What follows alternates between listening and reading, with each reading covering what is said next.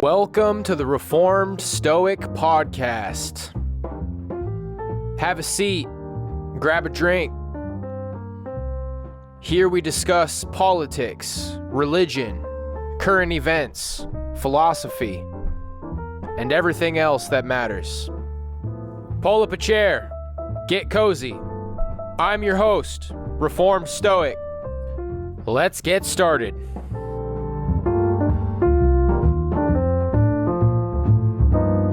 Greetings, my friends. It is I, your host, Reformed Stoic. Let's get this going. All right.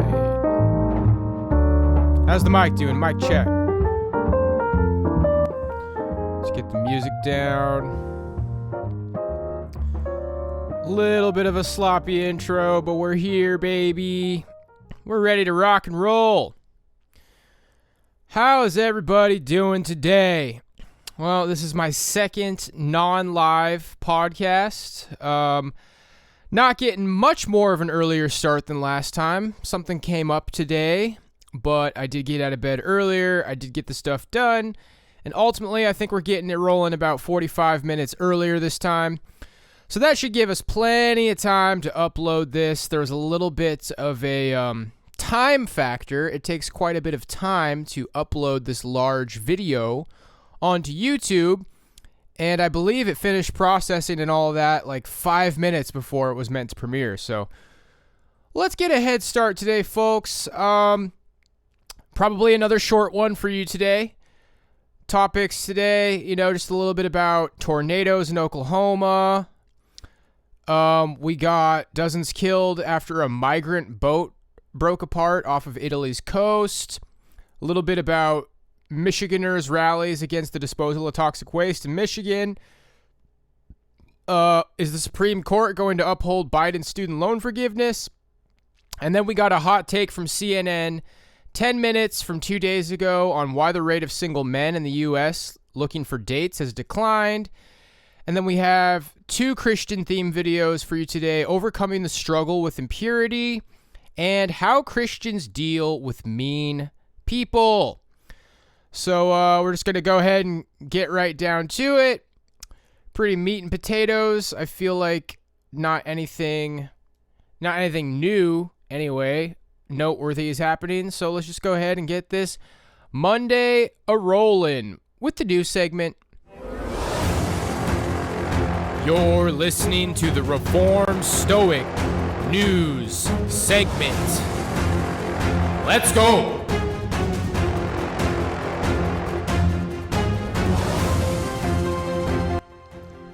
Okay, friendos. How's that mic? I gave a little bit more heat on the mic today, but I do throw the VOD into iMovie last thing and just go ahead and master the audio level so everything's nice and loud. So we should be good. Let's go ahead and get the first thing going. So to start us off, we have ABC News. Tornadoes touch down in Oklahoma, leaving trail of destruction. Firing it up. Overnight, Oklahoma got hit hard. Tornadoes touched down. Maria Villarreal is there on the scene. Good morning, Maria. Hey, good morning, George. The storm that blew through here stretched from Kansas all the way down to Texas. Let me show you some of the destruction. Follow the light. You can see right here, the roof of this house completely gone. Inside this house, a neighbor, you can actually see inside the house now. And if you look over my shoulder, you can see the cars flipped over into someone's driveway. It shows you the magnitude and the power of this storm. Overnight, millions under tornado watch and warnings as a life-threatening storm swept across the plains. With destructive winds from the Texas Panhandle to Kansas. In Oklahoma, tornadoes touching down. The destructive winds battering the state, downing power lines and trees as residents of Oklahoma City were urged to take immediate shelter. In nearby Norman, Oklahoma, the damage is described as widespread, authorities confirming at least 12 injuries related to weather. All I heard was like rattling. The whole house was shaking. The door was going crazy. Our front window in our third bedroom busted through, and glass was just flying through the hallway, and it was kind of scary, yeah. In Shawnee, a large RV tipping over onto a home, and this semi-truck flipping on its side on the I-40 corridor, bringing traffic to a standstill. In Texas, devastating winds reaching 114 miles per hour overnight, causing near blinding dust storms across the state. In El Paso, this trampoline that landed in the middle of the road, forcing drivers to swerve out of the way. More than 6 feet of snow fell in the higher elevations of Southern California. Hundreds. There's a trampoline in the road. That's like a total South Park moment. Somebody's driving down the road.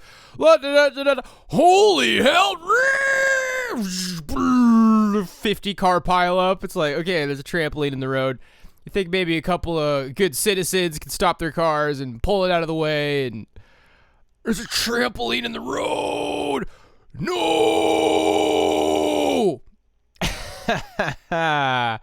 We're just trying to get this Monday going, people. We're starting slow. We're getting it. We're getting the hang of it. Look at John Jones. He's happy. Let's get it. Can we get it with John Jones? Hey. All right. Let's keep going.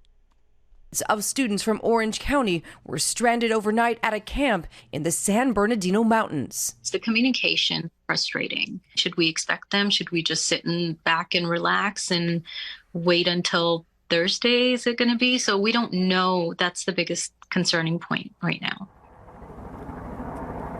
Back here in Oklahoma, more than 50,000 people are without power this morning. And as the sun rises, weather experts will descend on this neighborhood and several others to figure out just exactly how many tornadoes hit this state. And guys, they won't have to go very far because the National Weather Center is just 3 miles from where I'm standing. George? Okay, Maria, thanks. Hi, everyone. George Stephanopoulos. Well, what can you say about bad weather catastrophes? You just hope it doesn't happen to you, and you don't want it to happen to anybody. It just seems like it's kind of random.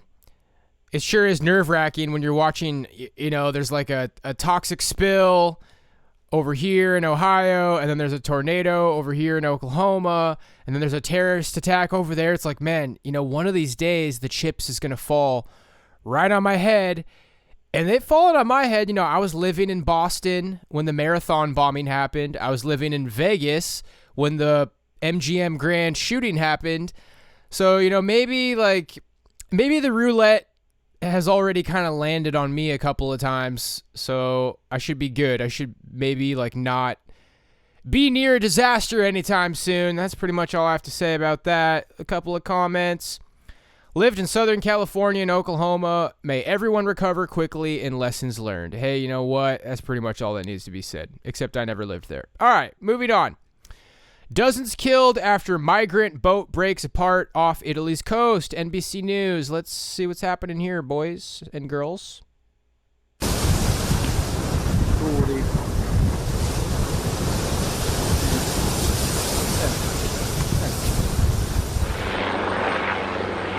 Oh, it's one of those reading ones. Okay, I guess I'll read it for you. Scores of people, including several children, were killed when a boat carrying migrants crashed against the rocks on Italy's southern coast.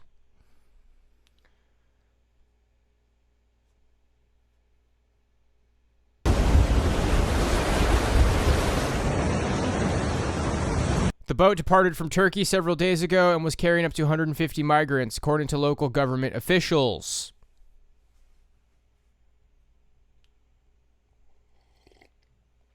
The Calabria region's governor, Roberto Ochito, urged Europe not to abandon them as rescue teams conducted their search.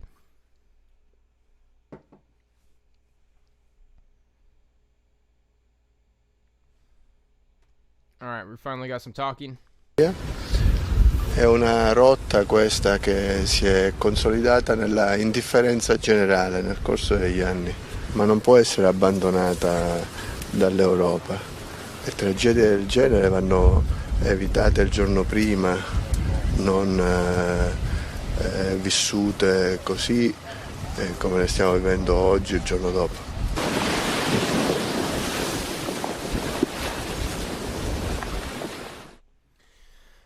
Okay, well, as you can imagine, I don't want to say I'm walking on eggshells here. It's just like, I haven't really heard anybody in my circles say anything positive about migration in Europe for a long time. I'm kind of like neither here nor there about it. Obviously, I'm probably leaning in the direction of like, it's kind of hard. It's kind of just hard times in the world right now. Maybe now is not the best time to be taking lots and lots of migrants. Maybe never's the best time to be taking lots and lots of migrants. But you know what, guys? We never want boats to crash. We don't want kids to die. That's never a good look. Let's see what Pizza Crushers got going. This guy's probably a good sounding board. This guy probably has his head on his shoulders. I wonder if the parties collecting fares for such unsafe ferry rides will ever be held responsible. It's literally like a mass manslaughter. Wow. Given the gross negligence of overcrowding the vessels like that. I'm sure it will be Italy's fault somehow, but honestly, who is going to pursue the people that are actually putting people on these boats? To obtain financial freedom, one must either be a business owner, an investor, or both, generating passive income, particularly on a monthly basis. Whoa there, Jennifer, that kind of came out of nowhere. Jeez. Does this really look like the face of somebody radical? We must free the proletariat of their chains, but I made cookies. All right. So heartbreaking. Blessings from New Zealand. I don't have a lot of witty commentary here, guys. I feel like we should probably just move on. I think it's going to be a quick one today. It's Monday. What do you want from me? Half an hour review, baby. Let's get it going. What's happening in the world? Michiganders rally against the disposal of toxic waste in Michigan. Let's get it. Well, the biggest concern is that this toxic waste, this liquid vinyl chloride that's supposed to be safely stored here at Republic Services in Romulus won't be. That it will leak and it will get into the soil and the water here in the Great Lakes state. The extensive and paramount work continues of removing contaminated soil and testing the environment 23 days after a train derailment released toxic chemicals into East Palestine, Ohio. People living near the site fearing for their health and safety. One thing that's been made clear to me is that everyone wants this contamination gone from the community. But where is it going? Well, at least 15 truckloads of the toxic waste is here in Wayne County. We don't want this stuff in our backyard. We don't want this sickness. Protesters assembled in Romulus on Sunday at one of the 2 EPA-approved dumping sites in our state, demanding the waste be removed. This is not any way about politics. This is about the safety of humans. This is how we treat the beautiful Great Lakes state, by bringing Ohio's toxic waste to Michigan and especially to downriver. Representative Jim DeSana echoing U.S. Representative Debbie Dingell's concerns that state and local officials were not given a warning the waste would be making its way to our state. The complaints forcing the EPA to halt the transportation of the toxins from Ohio. But today, that process will resume, but not to Michigan. Ohio officials confirming the next shipments of waste will go to 2 sites in Ohio. Why does it just seem like it's a recurring... Why do we keep seeing this right here? You see what I got on the screen? Why do we keep seeing, like, trains exploded with nasty toxic fumes coming out of them? Like, is this what's happening in Michigan, or is this Ohio? Like, is this... Are they talking about the other thing now? The complaints forcing the EPA to halt the transportation of the toxins from Ohio. But today... Okay, so this must be Ohio. Yeah, we don't want to see this anymore. We don't want to see a bunch of crashed trains with nasty toxic fumes coming out of them, bro. That's not good times, bro. Can we stop with the toxic chemicals, people? You think we can maybe get it together a little bit? That process will resume, but not to Michigan. Ohio officials confirming the next shipments of waste will go to 2 sites in Ohio, but that does not rule out the Great Lakes state in the future. Oh, yeah, they're going to Ohio. The people over there are already coughing up.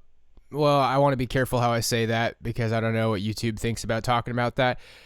There's already a toxic spill in Ohio, so let's just go ahead and put all the toxins there, I mean, might as well, right? Sorry, people, you're already struggling. Let's just take one for the team, Ohio. I feel like I can't joke about any of this stuff, guys. Oh, YouTube, I'm trying to be a good boy. Loving that monetization, baby. Hey, that's the main difference between mine and Southern Israelites videos is mine are monetized and his aren't. I'm making those shekels every time you watch me BTFO the Southern Israelite. All right, moving on. Sure. We're not interested in a conversation. We don't want this stuff here at all.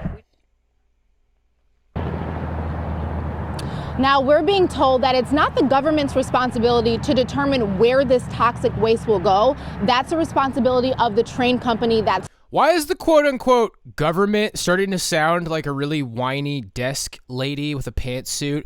It's not the government's responsibility. It's like I feel like the government is starting to kind of take on this personality. And, you know, their personality kind of rings to, like, the tune of, it's not my responsibility. That's on you. No, people are not dying from toxic gas, which I have no opinion on, by the way, YouTube. Keep those shekels coming, baby. Keep those shekels coming, baby.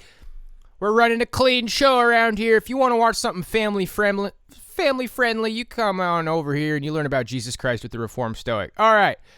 What's up with this girl, by the way? What are you doing after this, sweetie? You want to go get a bite to eat? Started this whole mess. It's the EPA's job to regulate the transportation, but DeSantis says there will be a formal complaint launched against the EPA on how they handled this entire process. There is much more to come from this story, so make sure you stay with 7 Action News as we try to bring you the very latest. Live in Romulus, I'm Kiera. Hey, 7 Action News. Yeah, the disaster that we've been watching play out in Ohio for weeks now, impacting families here in Michigan. Thank you so much, Kiera. So that was WXYZ TV, Detroit, Channel 7.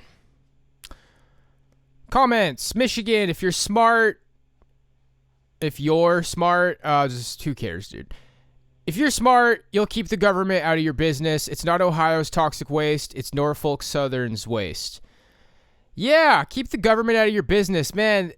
Is that a growing sentiment? Like, does anybody have anything positive to say about the government? Let's do a social everybody, let's say one positive thing about our government. Let's see. What was that song? I'm just a bill on Capitol Hill. Schoolhouse Rock. Yeah, you know what, dude? I kind of liked those Schoolhouse Rock songs about government policies and, how Congress works. That's my contribution. All right. Thank God people are standing up. The EPA protects the companies, not the people or the lands and waterways. Abhorrent. Okay. Okay, guys. Well, is anything interesting happening? I mean, I don't want to be disrespectful. All this stuff is like tornadoes and, you know, boats crashing and toxic chemicals. I don't want to get in trouble from YouTube. I don't want people to think I'm insensitive. Like, the boat crashed. Tornadoes. Like I'm some horrible person, you know? It's just bad. All bad things. Can we all just... Maybe Trump can just buy everybody some McDonald's and it will all be okay. Hey, everyone. I'm sorry about the tornadoes. I'm sorry about your boats crashing. I'm sorry about the chemicals. Let's all go to McDonald's and I'm going to buy everybody a nice cheeseburger. Don't we just love our victims? Don't we just love our victims of tragedies? All right, moving on. 13 News Now. Will the Supreme Court uphold Biden's student loan forgiveness program? Well, I sure hope so, baby. Boomers, time to pay my loans. It's a decision that will impact millions of Americans. Will a student loan forgiveness plan hold up in the Supreme Court? Tomorrow, justices will begin hearing arguments over the plan that could wipe out up to $20,000 of a person's debt. Here's ABC's Justin Finch. For making it possible for students across a core campaign promise of President Biden now under pressure. Our student loan program is designed to give just a little more breathing room. But is that program legal? The Supreme Court now poised to hear oral arguments beginning Tuesday. Biden's federal student loan forgiveness plan would cancel up to $20,000 for some borrowers earning less than $125,000 per year or households with less than $250,000 in income per year. Across the country, the financial futures of 43 million borrowers now hang in the balance. ABC's Devin Dwyer asking one borrower, why is it that you think that the government should pick up that tab? I think that everyone has a right to say how their taxes are being spent. I feel like taxes are for the greater good, and this is for the greater good. The High Court taking up two separate lawsuits filed by two borrowers and a group of 6 Republican-led states, arguing the president's plan is an illegal abuse of power and is unfair to some borrowers. People knew what they were doing when they signed it, and they should pay it off. But the administration argues the president has the authority to carry out his campaign promise, using executive authority under the pandemic emergency. The latest Quinnipiac poll shows a majority of Americans back Biden's loan forgiveness plan. And the High Court's decision could hinge on the state of Missouri, home to the nation's largest student loan servicer. Attorneys have argued Biden's plan could reduce that servicer's revenue and eventually jeopardize state funding for Missouri's public colleges and universities. Justin Finch, ABC News, Washington. Okay, so I feel like I can give some thoughts here, and I'm not going to give many. I'm sure there's plenty of people who watch my channel who are like, dang old kids, you should have known what you're getting yourselves into. It's pretty simple, and I'm pretty sure other people are sharing the same sentiment. We've bailed out the banks a number of times. Whenever the economy hits the crapper, what do? We bail out the banks. Oh, but you have to bail out the banks because that's what keeps things going. Well, you know what? You gotta bail out the middle working class as well, because that's also what keeps the economy going. So we've tried bailing out the banks a number of times, and here we are again on the brink of another recession. So let's just try for once bailing out the people. Let's try bailing out the middle class, the working class. Oh, you're stupid. You should have known what you're supposed to major in. You know, a lot of these people were just doing exactly what their parents told them. The boomers just, that degree, bucko, that's your golden ticket. That's your golden ticket. Well, for a lot of people, it wasn't a golden ticket. It was a golden ticket to tens of thousands or $20,000s of dollars of student loan debt. A lot of people think it's a scam. It doesn't matter what you think, because a lot of people didn't like it when the banks got bailed out. They were thinking, man, these rich millionaire, billionaire banksters, we really need to be giving them more money. And, you probably have arguments against that. Well, I have arguments against whatever you're going to say. Let's just try bailing out the people for once. How does that sound, guys? Sounds good to me, because I'm the people. I'm part of the people. Let's see what the Green Frog has to say. For the vast majority of students, the current version of student aid is a debt trap. Here we go. Most kids wind up making a huge financial decision without any proper guidance. Like me, I can attest to that. The resulting grads are effectively indentured wage slaves to the loan holders. Boom. A better solution is needed than forgiving a portion based on need. All that will happen is that the education industry will find a way to raise their process to take advantage of that. They have all pretty much become paper mills where the intrinsic value of a degree is effectively zero for most grads. Oh, look at how triggered everybody is. 39 replies. Yeah, my first college lied to me about their programs and tried to keep my signing up for classes I didn't need to transfer. Oh, wow, they're not butthurt. They agree. The vast majority of these folks are adults. I'm not sure what that's supposed to mean. And those who took the loan out that didn't do due diligence, that is on them. Cringe. I told you guys I hate it. That's on you. That's on them. That's like the boomer villain slogan. Hurry up, Superman. He's getting away. That's on you, Superman. Dun, dun, dun. Pay your own debt. Oh, here, Biden's garbage. Oh, these dang old kids. You know what the problem is? People are afraid of dang old hard work. Oh my gosh, here we go. The problem is politicians try to solve the issue by throwing more money at things instead of trying to figure out the root cause. Okay, do I really want to read this entire comment? I already started. Okay, let's buckle up, buckaroos.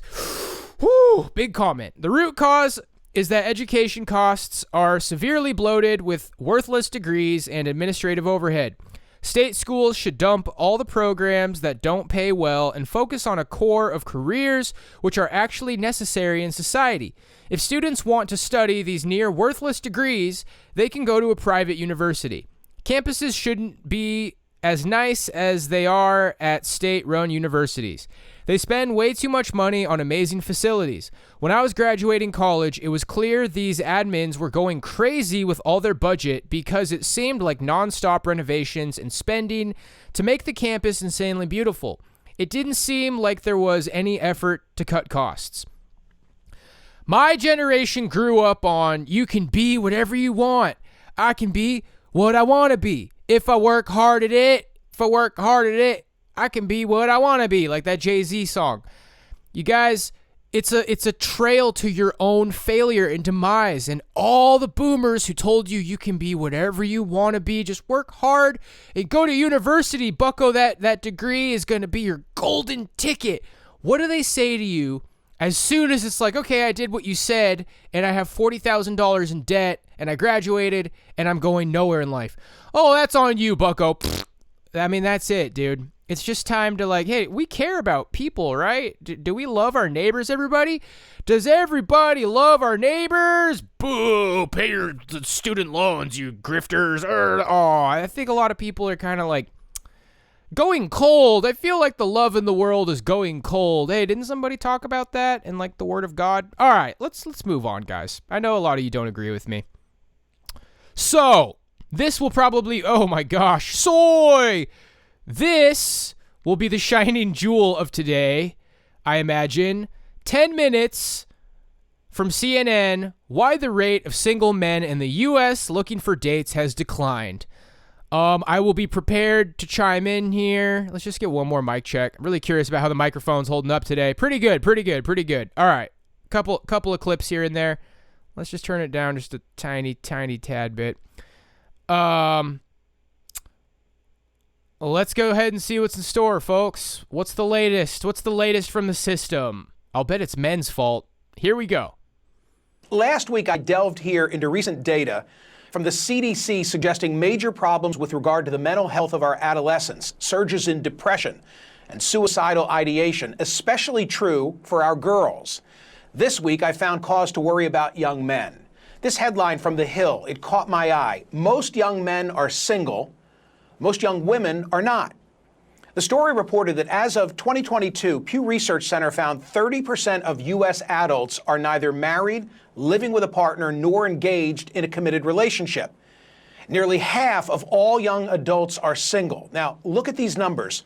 34% of women, twice as many, a whopping 63% of men. What explains that? I pulled the Pew study and I read with interest. Turns out since 2019, the share of single men who say they're looking for dates or a relationship has declined from 61% to 50%. In 2018, 28%. If this boomer says the words OnlyFans, I will go grab the milk out of my fridge and I'll chug the entire thing. If he says OnlyFans on CNN, I will chug all the milk in my fridge. He's not going to say it. Of men ages 18 to 30 reported they'd had no sex in the past year, compared with 18% of women of that age. The Hill report said men in their 20s are more likely than women in their 20s to be romantically uninvolved, sexually dormant, friendless, and lonely. They stand at the vanguard of an epidemic of declining marriage, sexuality, and relationships that afflicts all of young America.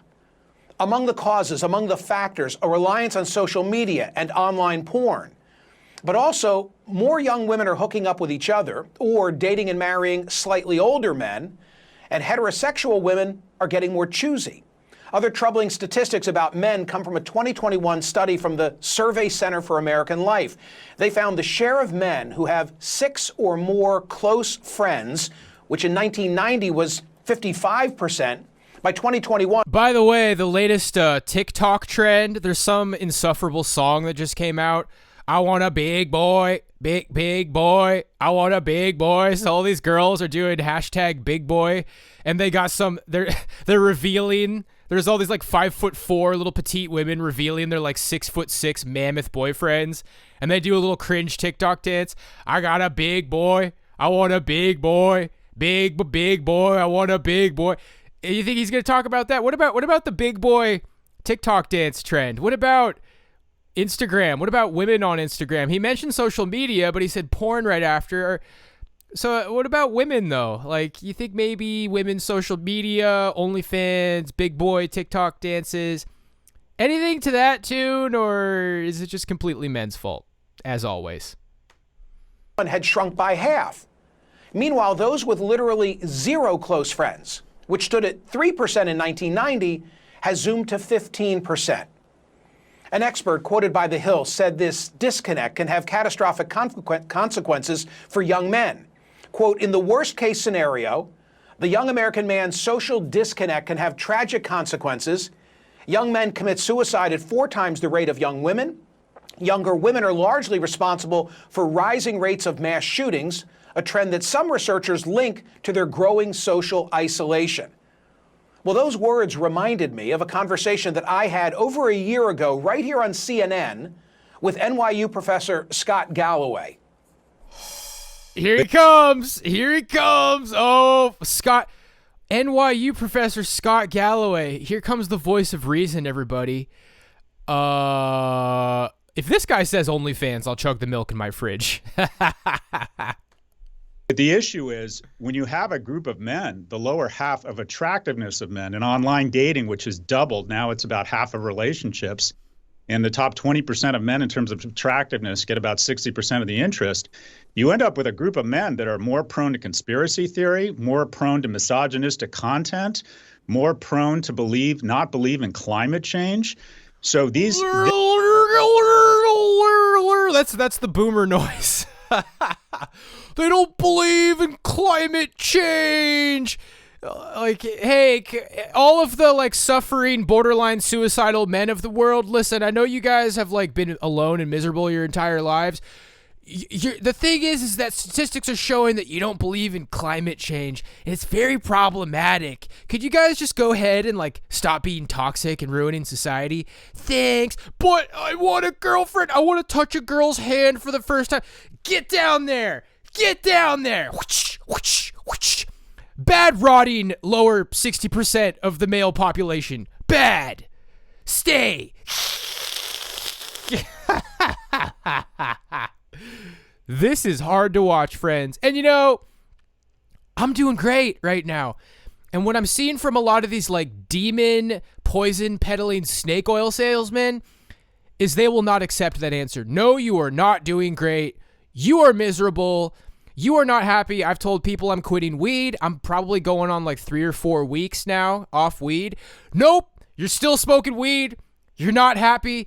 The thing is, guys, is that society wants you to be demoralized because a lot of people aren't happy. You know, these women who are like bouncing around between all these guys. Oh, I'm sorry. That's not what the real news is saying. Both of these guys are bald, by the way. Don't worry, guys. I won't buy in. I'm not going to sell out to the bald under-ruling, like the secret dark underbelly of bald bearded men with glasses who sell out to the system. Don't worry, guys. I'm fighting for good. I'm fighting for good.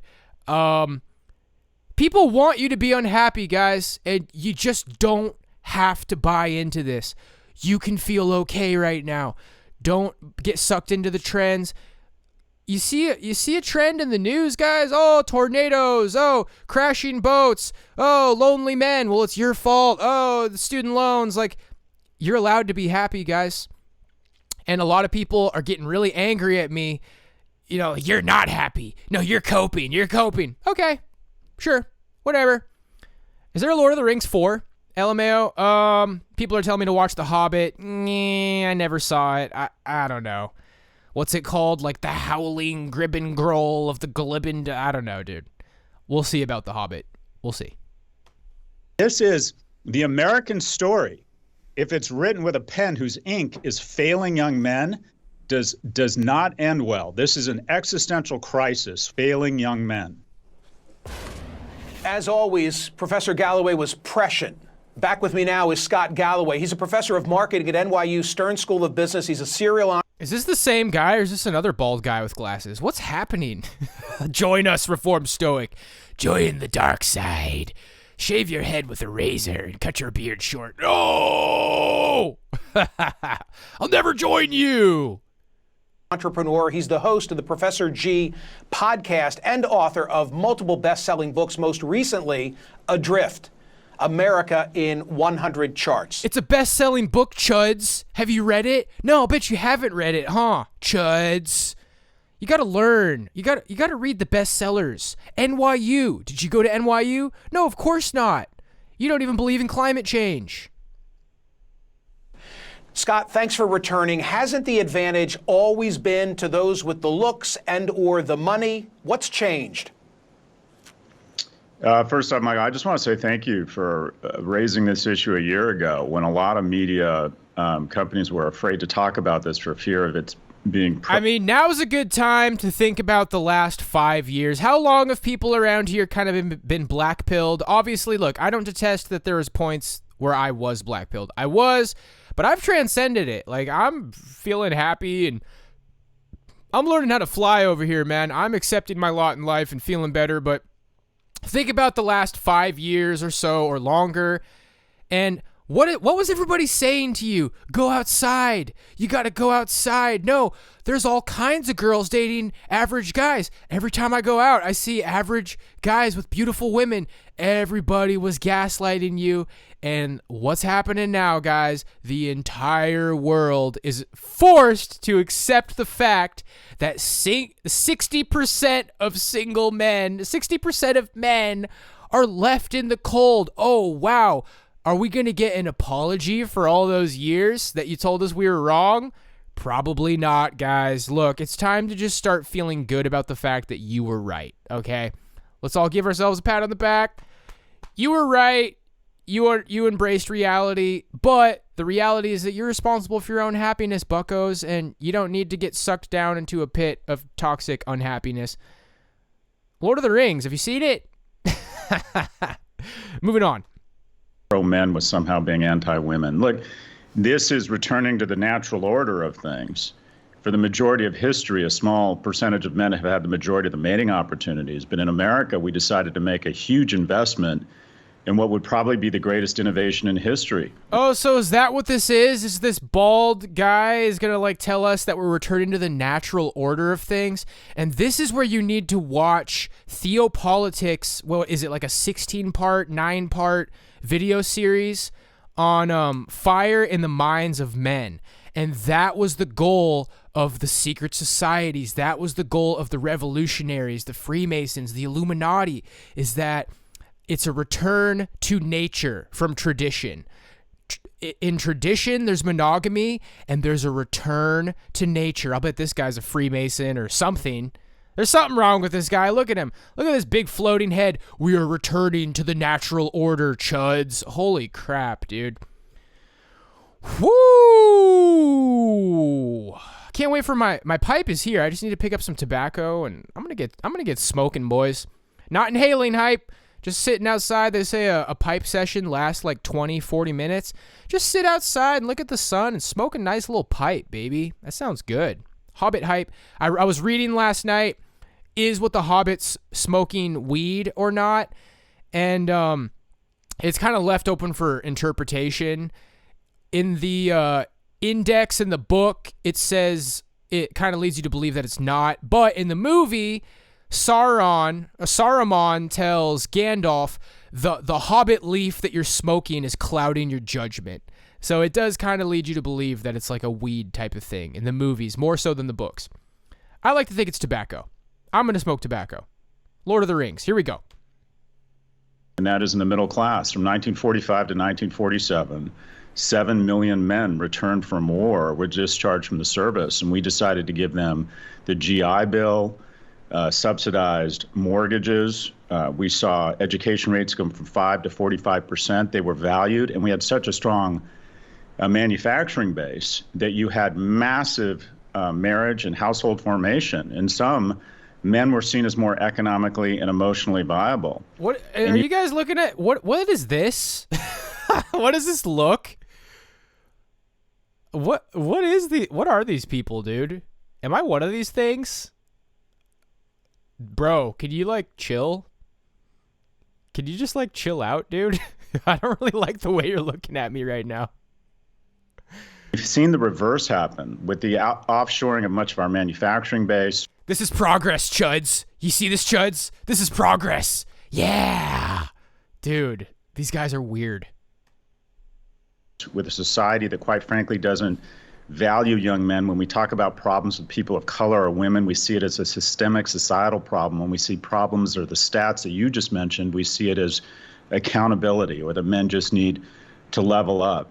But married households and household formation are better citizens. They vote. They save at twice the rate. They're less likely to commit crimes.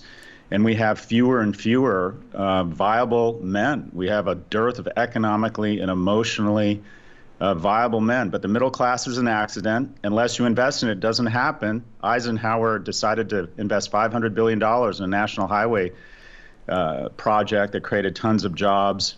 We have, and by the way, the tax rate back then was 91%. We raised money and we redistributed in social programs that made young people more economically viable. And then, Scott, you toss in the influence of social media and how relationships today, they don't come from, in our era, happenstance and mingling. Yeah, let's talk about social media. Are we going to be nice and honest about that, guys? You know, I heard there's this website called OnlyFans where women are selling their nudes and becoming millionaires in a couple of months. You guys got any comments on that? You think maybe that could have a factor, or is that just something that will never be spoken ever about on the news? Right? They come from swiping, and that further accelerates this issue. Am I right? Oh, it's been the chaser to it. I mean, to have an honest conversation about this, we have to be honest, and that is that men and women have different mating criteria. One quarter of men saying economic viability is a key criteria to mate. 3/4 of women say that is important. And when you're on a two-dimensional format, where now it's 1 and 2 relationships begin online, it used to be 1 and 4. I need a big boy, big boy. I don't know if it's all about money, guys. Women have more money than they've ever had. And I am a bald man with glasses with a beard, so my opinion is every bit as important as these guys. These guys are so weird, bro. Can you just stop already? Just a few years ago, it gets distilled down to a small number of criteria. Specifically for men, it's does she look attractive? And specifically for men, is he able to signal his ability to garner resources in the future? An average attractive male on Tinder gets swiped less than 1% of the time. And there's 3 men on Tinder for every 1 woman. So you've distilled it, you've taken out one of the key components of mating dynamics, and that is vibe, humor, body language, pheromones, the ability to be, quite frankly, a little bit persistent in the pursuit of a romantic relationship. We have no third places anymore, no places to meet. People aren't going to bars, they aren't sports league, they aren't going to church, they aren't even going to work. So the love of the world shall grow cold. My friends, it's happening all around us. We're going to start seeing the news just get down there. You're not economically viable, and I challenge you to not get sucked in with it. But you didn't really quit weed, reform Stoic, but you're not really happy. You're coping. You're crying alone, you sexual failure. My friends, I merely extend my hand to you and say, this is all an illusion. This is exactly what Christ said would happen. This is exactly what the Word of God said would happen. Now's the time, my friends. You can either get sucked into the pit and have a great big pity party with the black pill feds on the internet and get bossed around by cult leaders and grifters, or you can just follow Christ for real, because it's time. The love of the world is growing cold, and you can either let it destroy you, or you can evolve into what you were always meant to be. So it gets distilled down to very 1 or 2 dimensional attributes. And the reality is women are much choosier than men, and they can apply those screens, and they allocate all of their attention to a small number of men that results in just essentially at the end of the day, a lack of opportunities. Chris Williams summarized it perfectly. He called it the high heels effect. In the last 40 years, more women have graduated from college than men, and they're not interested in mating with non-college grads. They now own more homes, single women, than single men. So what you have is women say they won't date anyone shorter than them, 50% of them. Effectively, what you have metaphorically over the last 40 years. Whoo! Wow, he just casually dropped that. 50% of women say they won't date men shorter than them. What kind of Dragon Ball Z scene was that? That was like in Dragon Ball Z. Oh man, there's got to be a scene where just like some really powerful guy shows up and Vegeta just like blasts them. He just incinerates them off of the planet without even thinking about it. It's like, oh, I am level 50 million. Just blows them away without even thinking about it. Whoo! Are you guys okay after that? Is anybody still here? Just casually, oh yeah, 50% of women said they won't date men shorter than them. I mean, and you know, women tend to be short, guys. So, you know, 50% of women are probably not like taller than me, you know, 5'6", 5'5", 5'4", but there's guys shorter than me, you know? Like if you're rocking out there 5'4" right now, just take a shower and get a haircut and oh my gosh, you guys. Hold on! Hold your ground. We're fighting the orcs right now, you guys. We're out there on the battlefield right now. Stay strong, brothers. Hold the line. Hold your ground. As women have been getting taller and taller, and men have been getting shorter and shorter. What? Why? Why are women getting taller and why are men getting shorter? Like, I'm learning a lot here. These bald arbiters of truth are just really laying it heavy, dude. These guys look like alien overlords right now. Could you please stop? Stop. I'm scared. How many of us have said, I know a ton of great single women, they can't find a date? That's not true. They can't find a date. They can't find a man they find economically or emotionally viable. And that is what Black Pillars and MGTOW and the entire manosphere has been saying for literally over a decade at this point, or at least a decade. That's what they've all been saying. Where have all the good men gone? Where have all the good men gone? I think what's really been going on, guys, is CNN wanted to steal your intellectual property in arguments.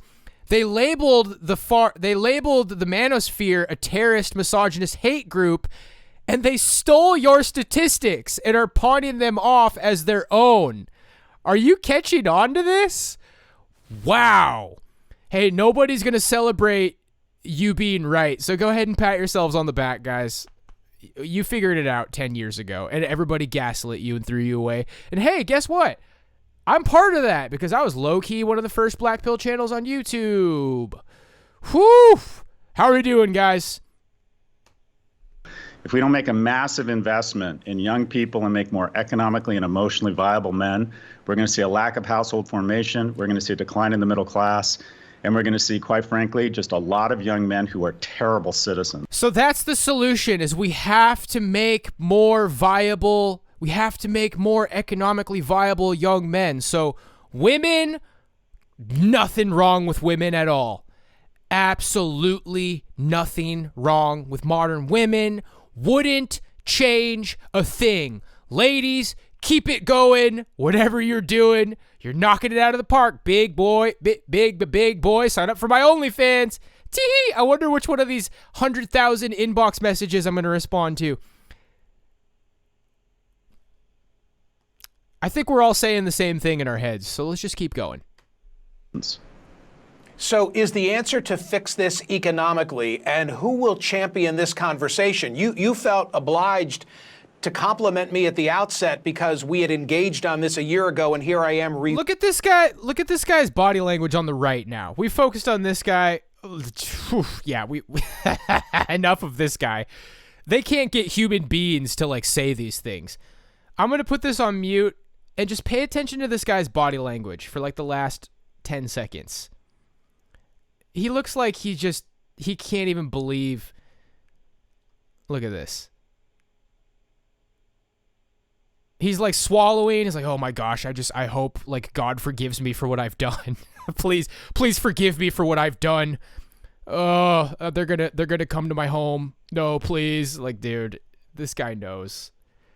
This guy knows, bro. And this guy, I don't think this is a human being. I'm sorry. Am I allowed to say that? Like, this is just, we can make it, guys. 2 more minutes. Me at the outset because we had engaged on this a year ago, and here I am revisiting it. And I read into that the fact that you think that it's politically incorrect even to have this dialogue. When you're seen as advocating for men because of the 300,000 year head start we've had, it seems somehow anti-female. There's a lot of very unfortunate misogyny online that is masquerading as being pro-men. A lot of TikTok celebrities. And you stole from all of them. who talk about advocating for men. It's just thinly veiled misogyny. What do we need? We need more freshman seats in colleges. We need a massive investment in vocational training. Let's all go to college. That's the solution, chuds. You got to go take out student loans and go to college, chuds. Whoo! Let's get through this. I need this to be over. We need to figure out a way to get more permitting for housing so young people can afford housing. We need to... Anytime you guys try to solve this problem, it's thinly veiled misogyny. These are the faces... just enough. These are the faces of not thinly veiled misogyny. This is the only acceptable way to digest this narrative. The problem? Men are not socially, economically viable enough. Nothing wrong with women. Women are doing everything right. The solution? Go to college, chuds. Woo! Oh, man. Halloween came early. Recognize our economic policies literally allocate wealth from young people to old people. The percentage of wealth that young people control under the age of 40 has been cut from 12% to 6%. These are concerted. They've cut the wealth we control in half. These statistics, they're just casually dropping on us, you guys. Are we okay, boys? Are we going to be okay? Look, you need to have an evolution through Christ. It's the only way, guys. It's time for everything to become about your faith. Black pillars who openly deny Christ, you need to stop listening to them. You need to stop listening to fake Christians and fake men of God. You need to stop listening to snakes because their poison is not going to get you through this. You're not going to get through this, guys. And I'm not trying to say I'm the answer for you to get through this, but you need to cut the grifters out of your life. You need to cut the fake horse crap out of your life. You will not make it through this if you don't have Christ. You won't make it. This is unbelievable. Deliberate decisions. We did away with the child tax credit. We don't want to make it any easier for people to have kids, but seniors just got their largest cost of living adjustment increase in history. We have made the decision to make it harder and more expensive for people to find each other, for people to mate, and for people to have children. And without children, we turn into Japan and Italy, and that is we go into population decline, and our economy goes into decline. We are about to become a society. Japan, Italy, are you guys doing okay? Because this bald guy just absolutely just threw you into the freaking meat grinder. Like, whoa there. You kind of saw this guy's face like twitch for a second. Like, is that okay to just like say that Japan and Italy are just absolute godforsaken shitholes? Could you say that on the news? Like, isn't that like racist or bro? By the turn of the century, there will be 8 times as many people over the age of 60 and half as many kids under the age of 5. We could end up like Japan. Oh my gosh. Oh, I can't breathe. Wow. I hope that doesn't happen. Anyway. Nursery schools will become these strange situations with old people staring through fences at these creatures they don't see in the wild called children. Is this the world we want? Do we want a lack of kids? Do we want a lack of ability to create households? The happiest, most prosperous, most purposeful people in America are middle-class families. And we have made a concerted decision to punch it in the gut and make it harder for that type of family formation. And we're going to lose prosperity and we're going to lose purpose. Wow.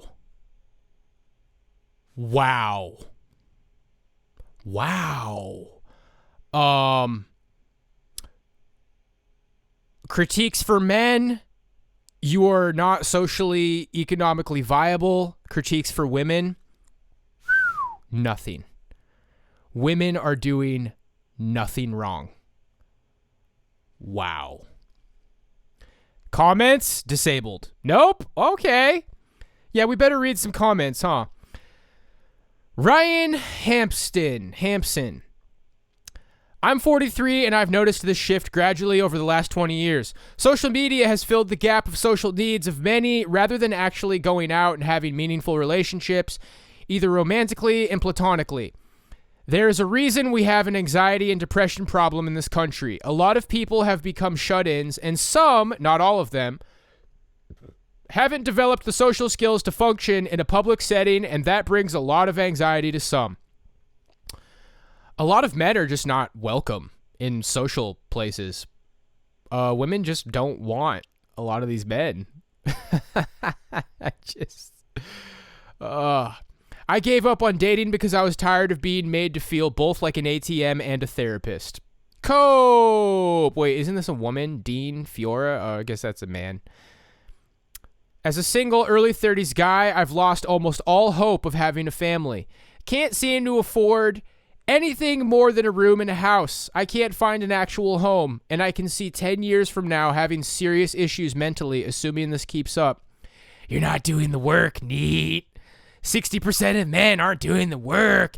60% of men are sexual failures. Sign up to my Discord, my Cash App, my Patreon. Cut the grifters out, guys. I'm a 24-year-old single male. I live alone, have no friends or anyone to speak to. I work a minimum wage job. I have zero savings. I work hard, but as a single person in the current economic climate, I cannot prosper. I am studying while working full-time to hopefully be able to get a higher-paying job and appear more appealable. I struggle every day with dark thoughts and wonder if I will languish forever.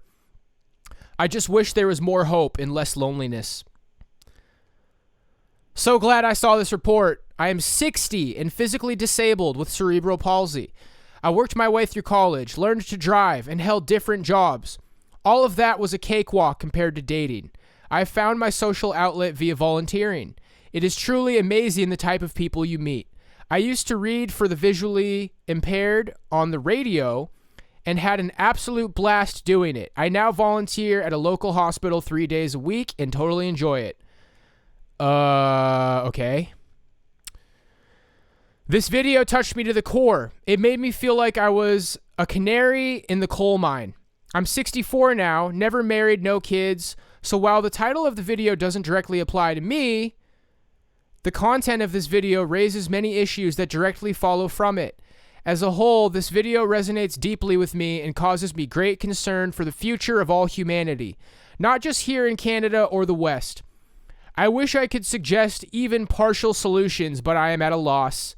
All I can do is go back to my own struggles, try to be a better person, and in the few building projects I can do, make a better physical environment for my clients. Remember in Breaking Bad when he's like, say it, say my name. Say my name, Heisenberg. Say it, boomers. Say it. Say that website. OnlyFans. That's right, bitch. OnlyFans. I want you to say it on television. Say OnlyFans on the news. Say it. Holy crap.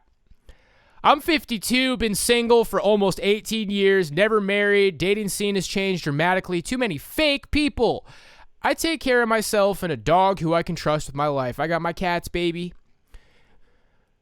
Be careful who you start dating. A lot of people ain't looking for love, they're looking for help.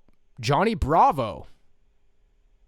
Really? Cartoon Johnny Bravo? Okay. Well, we could just go on and on and on and on and on, guys. There's a sea of lonely, lost people out there who have been getting plunged. Stay down there. Get down. Whoosh, whoosh, whoosh. Learn your place. Do the work. This is unbelievable. This is just unbelievable. Let's see. Let's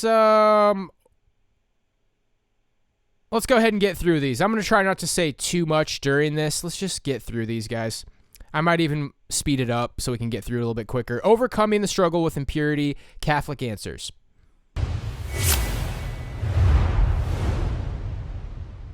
Richard in Western Virginia on EWTN App. Hello, Richard. You're on the air. I just want to say God bless you all, and you do a lovely job. And I'm struggling with impurity, and right now it's my only sin that I got. And unfortunately, I think the priest knows who I am when I go to confession every Sunday. I hate beating myself up after I do it. It just, I don't know. I don't want to do it anymore, and I just feel guilty after it, and I hate going to confession and saying the same thing over. Right. You know I want to win the battle, man. And do you know that impurity is your only sin, Richard? Right. That's another question. Well, I'm not, just metaphorically speaking, you understand? Yeah. Well, Richard, the proverb. And I know exactly what this guy's talking about. Look, I'm not going to say that impurity is my only sin, but it is my worst sin, that it is the thing that is very difficult for me to get a hold of. It's my top issue. It's the thing that if I was able to overcome that, I would feel like I'm very close to being near where I want to be as a human being.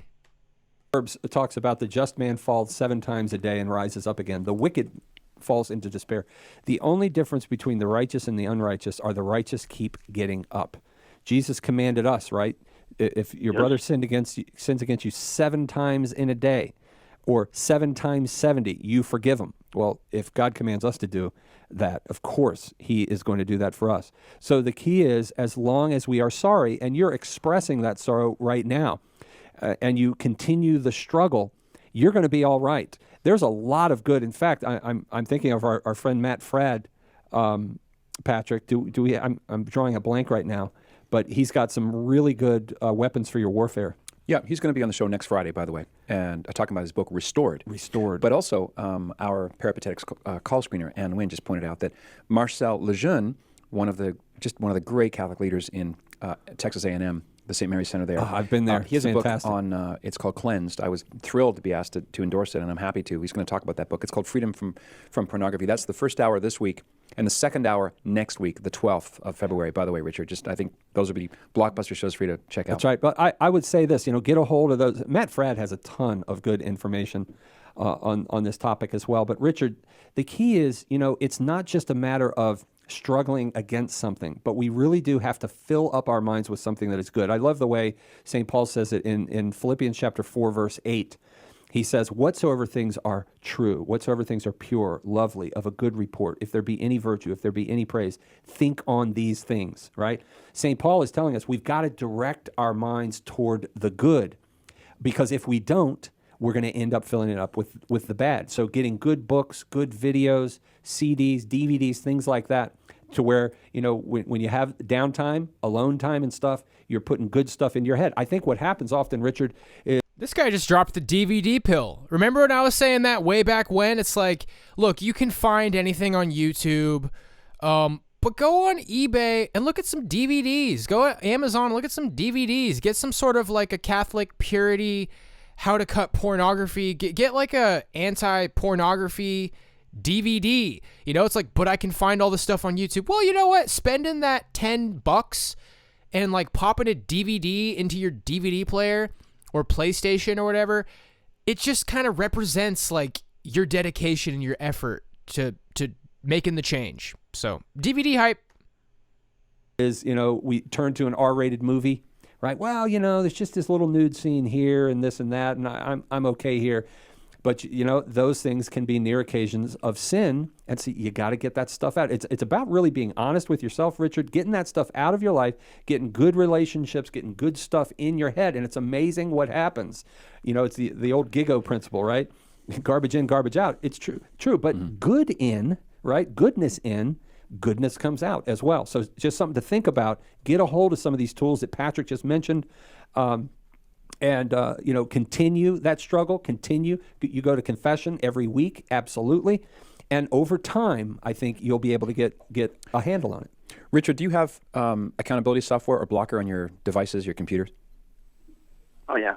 iHeartRadio is the best. I love it. And after I get off this phone here, I'm going to pledge about $20 if I can. So. Oh, terrific. Well, thanks for that, Richard. I was going to recommend you check out Covenant Eyes. If you go to my Facebook page or to covenanteyes.com and just put my name, Patrick, in the subject of coupon code, you can get 30 days for free and just demo it. You'll know if it's right for you. It's right for us. It's on all of our devices at home. And it's not just blocker. I mean, let's face it. If someone wants to, they're going to defeat any kind of blocker. This is accountability. Every single page you visit gets emailed to a third party. So it's not for people who want to do less. It's for people who want zero. And that sounds so incredibly sketchy to me. That's not the stuff that I recommend, guys. Like, I wonder who's at the other end of those emails. Glow in the dark, NSA, FBI. What are you looking at there, bucko? For me, guys, it's just you gotta build the self-control, not website blockers, not accountability. Like, develop the self-control. I'll say something after we get to the end of today. And that's the point you're making so well. Absolutely. Exactly. Thanks a lot, Richard. Appreciate the. Thank you. Okay, thanks for the call. Any comments here? Comments are turned off. There you go. You guys, Dragon Ball Z, it's one of those like insufferable battles where it's like, Goku is on the brink of death. He's covered in blood. The villain is like giving some smug victory speech. You thought that you could contend with me, and he's stepping on his face, and Goku's screaming, ah, ah! He's losing, but he stays in it, and he keeps going. You just don't give in. You just don't say, hey, you know what? I've decided I don't give a crap, and I'm just going to crank spree every day without feeling guilty at all, because I don't want to feel guilty.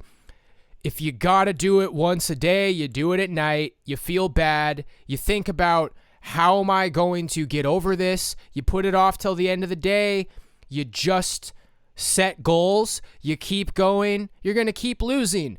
Just remember, in the back of your mind, in the center of your mind, that it's wrong, you want to fight it off, you want to keep the demon at bay, you never let the floodgates open, you never give up, you keep fighting. Because it will make you better. This is like the central problem that men are facing today, is sexual frustration, sexual temptation, and sin. How Christians deal with mean people, Ascension presents. Let's listen to a woman. Guys, I'm not a misogynist. I don't hate women. I'm keeping chill. I'm not letting red pill rage ruin me. I'm not letting black pill rage ruin me. I really don't think like I'm that ugly, despite what some people say. I don't think I look like that guy from 300 who's the humped over hunch thing. It's ironic that Drake keeps posting that, because I think Chris McCombs is kind of like Dobby from Harry Potter. What do I do next, sire? I love you, sire. Everything you say is so perfect and adorable. What, Dobby? Anyway.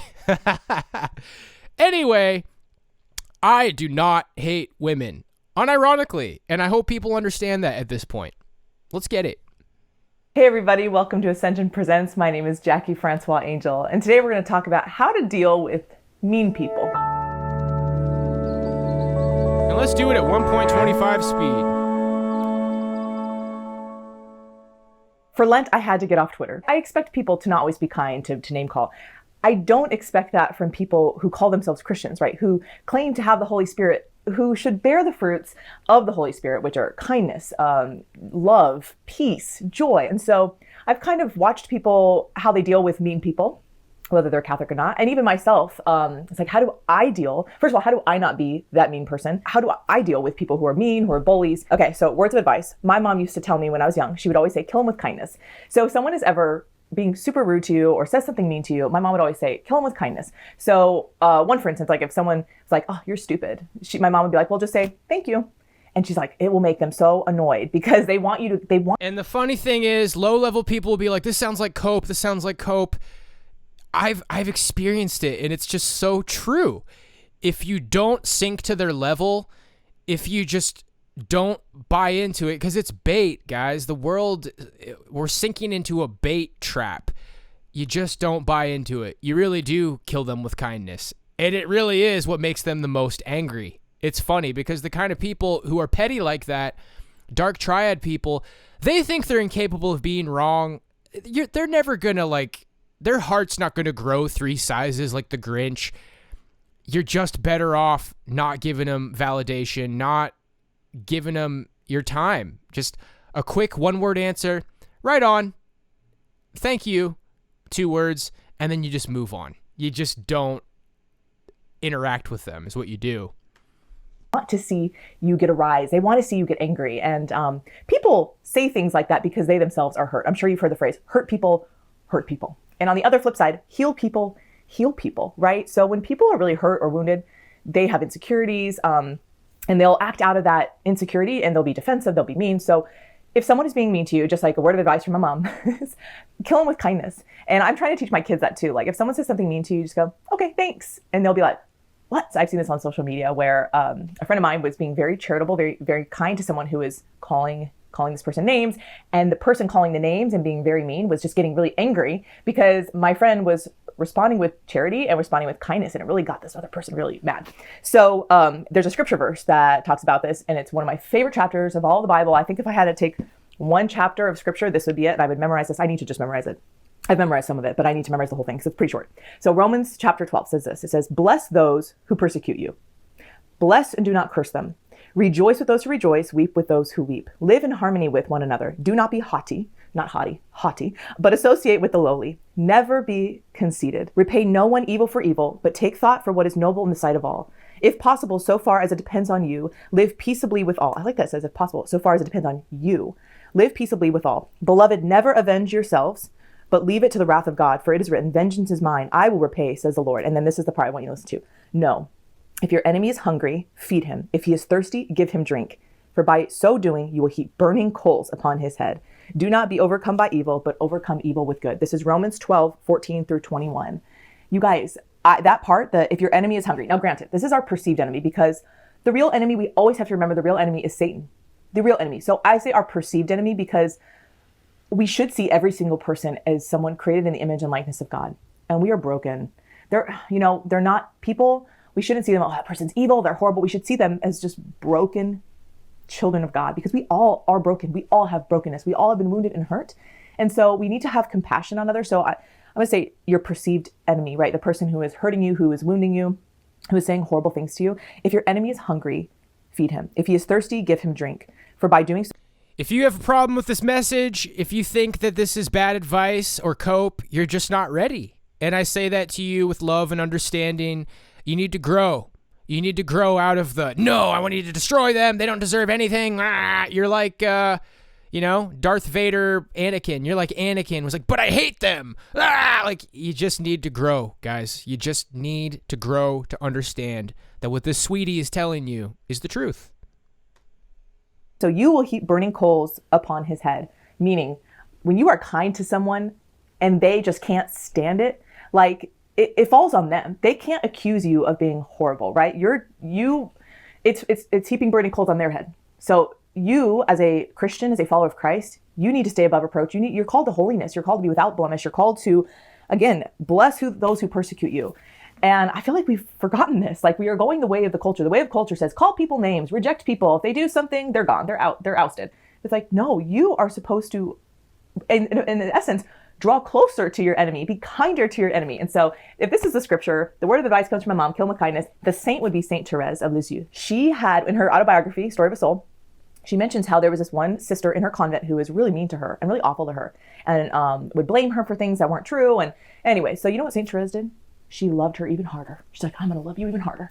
And I was like, girl. And Saint Therese died when she was 24. So this is a young woman who's like being persecuted, being just, accused of things that were not true. And she's like, I'm going to love that sister even more.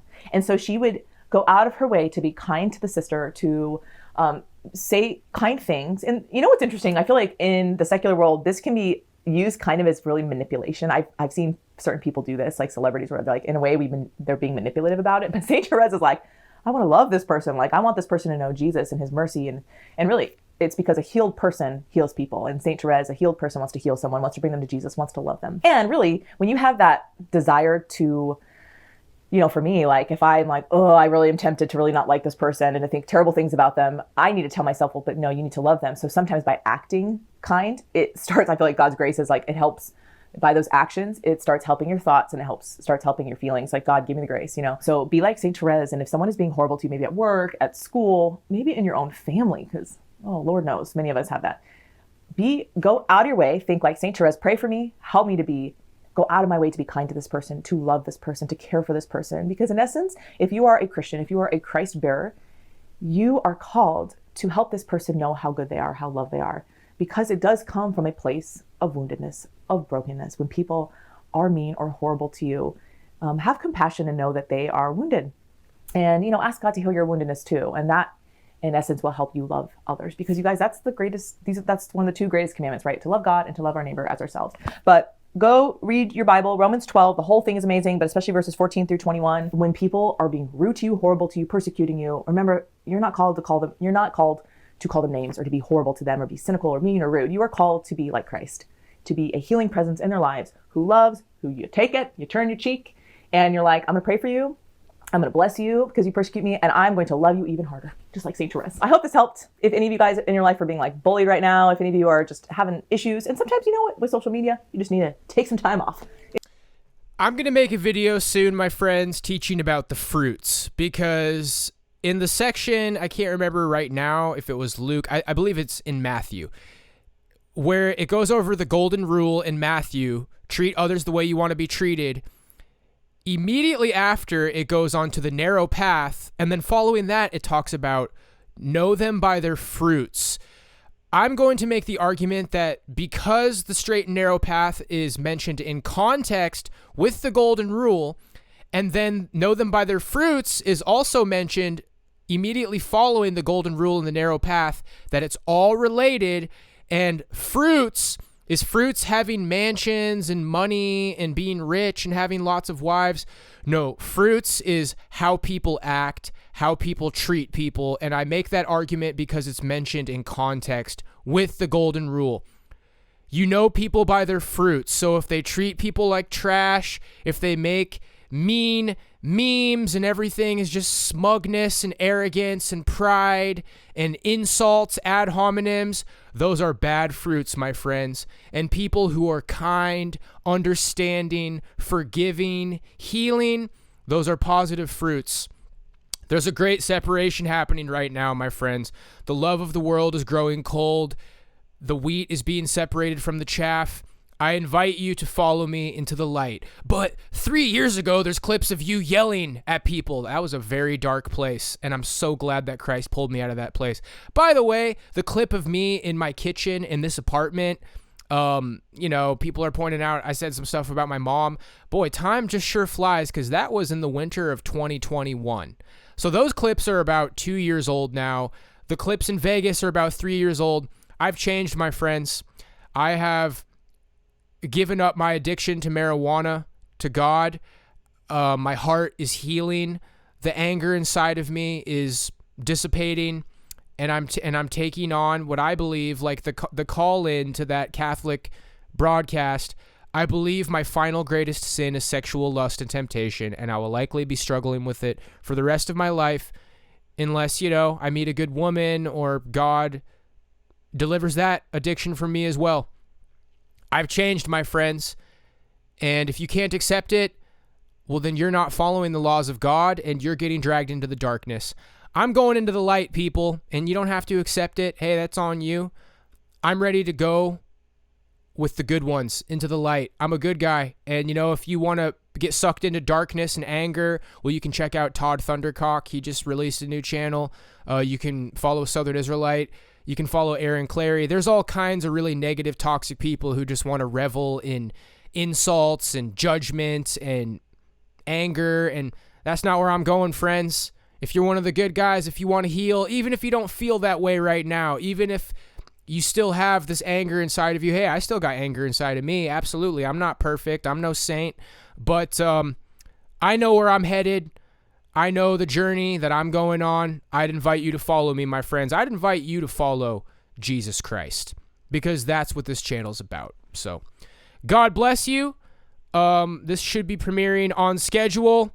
And you know what? I'm pretty interested to see how this turns out, so I will watch it with you again in the chat. I will be while I'm doing dishes and whatnot, and not a live stream, chuds. It's a premiere. I saw that some people were angry about that. But you said you wouldn't stream. I did say that I wouldn't stream. And I also said that I would be premiering lots of videos, including my podcasts. I'm not breaking my rules. Feels good, guys. Life is good. God bless you. Have a good one. Peace out.